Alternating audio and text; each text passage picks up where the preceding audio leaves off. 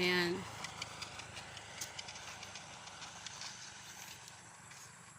Good morning. Ito yung isang video.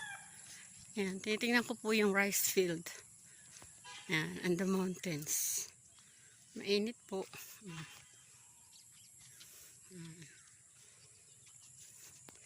They start to plant the rice. After 3 months or 4 months, they will harvest it.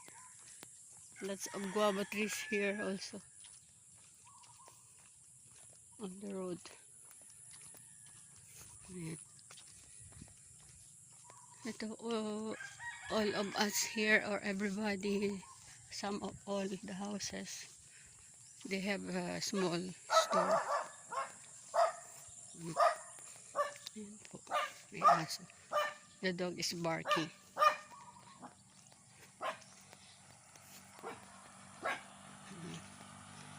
God bless po. Good morning. Please like and subscribe. Aileen channel. And adios.